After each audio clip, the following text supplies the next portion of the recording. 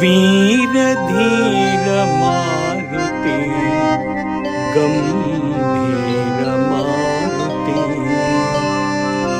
वीर धीर मारुति गंभीर मारुति प्रेम रूप मारुति पवनपुत्र मारुति वीर धीर मारुति गंभीर मारुति राम राम राम राम राम जपे मारुति राम राम राम राम राम जपे मारुति राम राम राम राम राम जपे मारुति प्रेम रूप मारुति प्रतिवासा मारुति प्रेम रूप मारुति प्रतिवासा मारुति वीर धीर मारुति गंभीर Maruti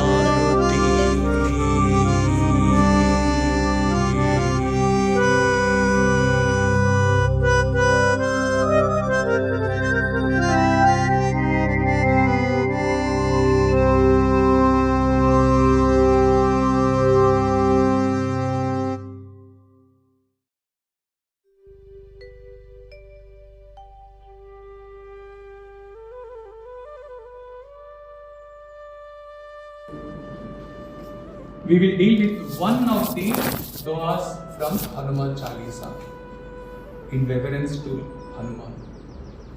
Vidyavan Guni Ati Chatur Ram Kaaj Karibe ko Atur. You are the repository of learning, virtuous, very wise and intelligent.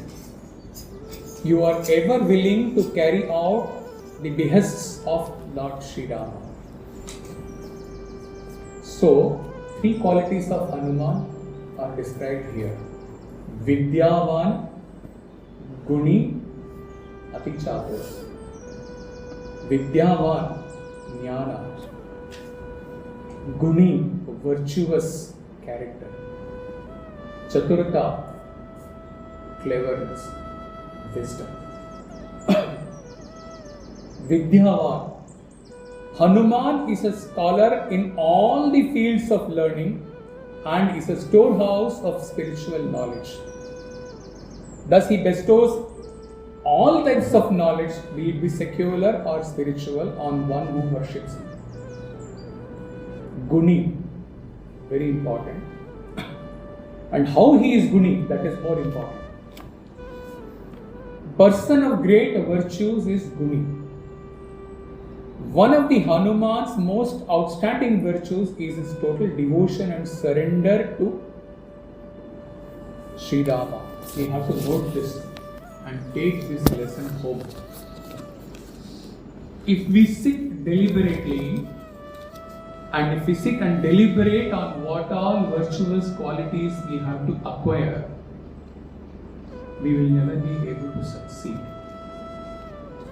One Moola Mantra is given here, which is applicable universally to all bhaktas in the world. We have to immerse totally, whole soul in our devotion and love to our God.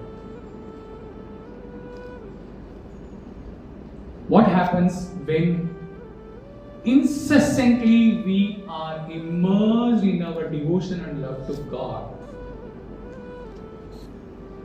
The gun part is taken care of automatically because the disturbance is reduced, heart wavering here and there is reduced, going beyond the moral limit is ruled out, and instead of acquiring gunas, whatever we speak, whatever we think, whatever we act, all become virtues. So from Hanuman, what we have to learn, just be immersed in your bhakti for your God. This gun part is taken care of automatically. Perhaps no other way is can be taken care of 100%. Ati Chatur. There is a lot of learning in this.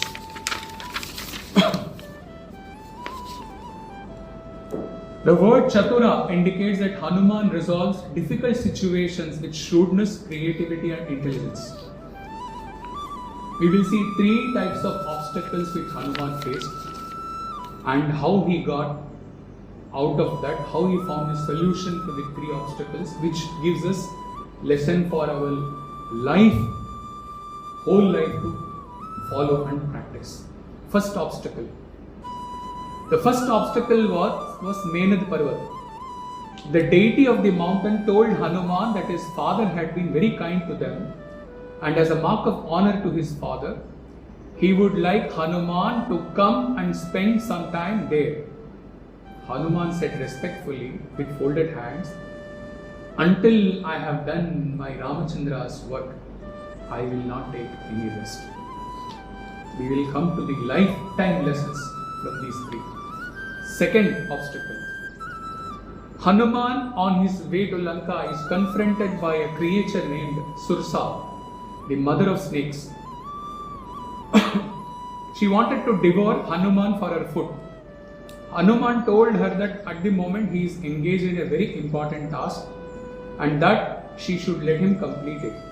He explained to her Sita's plight, expecting Sursa to understand and let him go, but to no avail. He then tells her that if she wants to eat him, she should get on with it and stop talking. Upon saying, Hanuman made his body huge. Sursa responded by making her Ati Chatur, by making her mouth larger and larger. Hanuman continued to make his body larger while Sursa made her mouth equally large. All of a sudden, Hanuman made himself very small, very tiny, entered her mouth and came out of her mouth. Before she closed her mouth, and he said, "Mother, I entered your mouth and you did not eat me. Now please can I go?" Sursa smiled and praised his cleverness, calling him Chatur. Third great obstacle Hanuman during the journey to Lanka was the demoness Simhika. She was the sister of Ravana and dwelt in the sea, controlling access to Lanka. As Hanuman was passing through the sky, he felt a force pulling him down. He was dragged into the ocean and saw Simhika. Here Hanuman took a very different approach to overcome the obstacle. He did not become small or he did not go here and there. He directly attacked. The reason why he slew Simhika but not Sursa is that there was no way he could have passed Simhika without fighting her. So what are all the life lessons we get from this? First, avoiding our mountains of rest. When in the process of accomplishing the goal, avoid unnecessarily rests and comforts, including offers that come from people who treat us with honor. Respectfully turn such offers down like Hanuman, otherwise face inertia, delay and mediocrity. Sursa's what it teaches: avoid side battles that distract us and dissipate our energies away from our goal. Particularly issues of pride and prestige that have nothing to do with our task in hand. Just avoid. Dealing with Simhikas we encounter. Contrary to the Sursa example, If an obstacle or adversary has to be encountered which cannot be left alone or sidestepped and is directly blocking us from our progress, deal with it fast and efficiently. Go and kill that problem. More on Hanuman's Chaturta. He enters the city at night, reducing his size to that of an insect. Again, when his tail is set alight, he makes use of that. What he does, he elongates his tail. He says, okay, this is the opportunity I have got. Chaturta. He increases the length of his height, so the height of his tail so much so that he could fly and set Lanka on fire. From that adversity, his Chaturta, he converted that to an opportunity and burnt Lanka and killed. With his deep knowledge and wisdom, Hanuman is able to uplift a person who is sunk in grief. Two examples for this.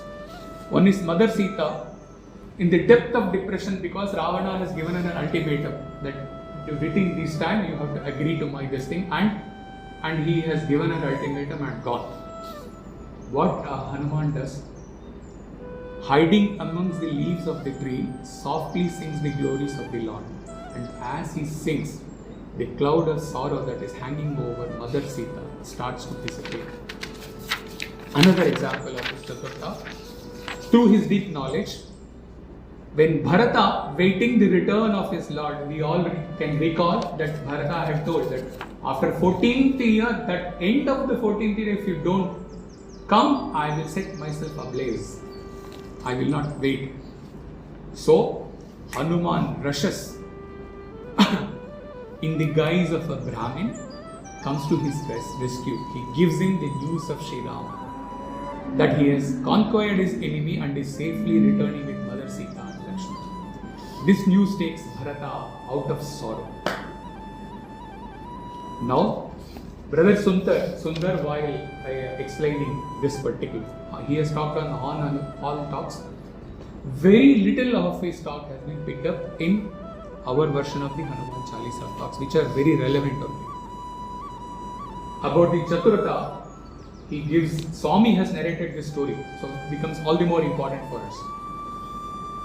Once a sage passes by a village, no villager is coming out. They are scared about a cobra. The cobra stares at the sage. Sage, out of his willpower and spiritual power, says, I am not afraid of it. Please do whatever you want to do. And then sage teaches that cobra a lesson. Swami is narrating the story. You should control your anger. You should not scare the villagers anymore. Taking the word of sage, cobra stops biting people. Villagers start taking advantage and they start throwing stone at the cobra. And it is so badly hurt, it is almost going to die. The sage passes by and asks what happened. Oh, you only told that I should not get angry with the villagers. You only told that I should not do this. The sage says, Mudamate, you have completely misunderstood what I taught you. I told you not to bite anymore, not to hurt them. Did I tell you not to hiss at them? If they intend to hurt you, why you are not even hissing at them if they are coming to hurt you? So, as parents, as office managers in various capacities, sometimes we may have to hiss at our children, our subordinates, various people, without any ego element. Absolutely without any ego, we will have to hiss.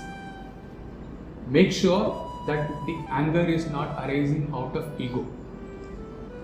The benchmark for this hissing is that while hissing also internally you should be smiling. That is the benchmark. That means it is not mixed with ego. The ego coloring comes, you are gone. And the other person will feel the negativity when you hiss at them. Hiss wherever is required without ego. चतुर्था, Ram काज करिबे को आतुर. Humility is in direct proportion to one's surrender and effacement of one's ego. Hanuman's humility reflects his total self-abnegation and obliteration of his ego. He sees himself as an instrument, and he knows that it is Lord's power that works through him. When Hanuman returns to Sri Rama after his heroic and marvelous deeds, setting Lanka on fire, Rama is wonderstruck and asks, "Tell me, O Hanuman, nowhere how you were able to enter the otherwise impenetrable stronghold of Ravana, kill so many demons, and set alight the golden city of Lanka." Ram Kaaj Karibe, Atur. Hanuman replies without a pride, "A monkey's greatest wealth lies in his jumping from one boat to another. And you identified this particular quality of me, the monkey, and you gave me the opportunity to cross the ocean and go to Lanka. If you had not identified, I would not have known my strength. So I have been able to serve you because of your grace, not because of my capacity. That is surrender to love." So, everything you only decided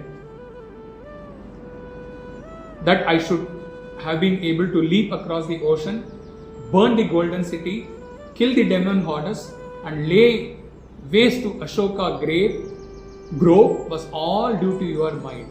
No credit is due to me for that. Ramacharita-manas, this is stated, this particular part. So, he takes up Rama's work with enormous conviction, enormous strength, but with total surrender to Rama. That whatever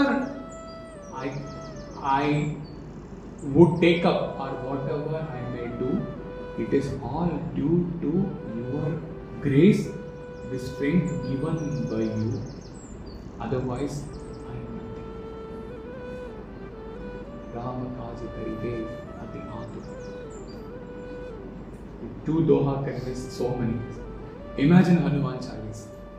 If we were to go deep, where we will be. And for the benefit of the seekers, each doha's Hanuman Chalisa talks are available.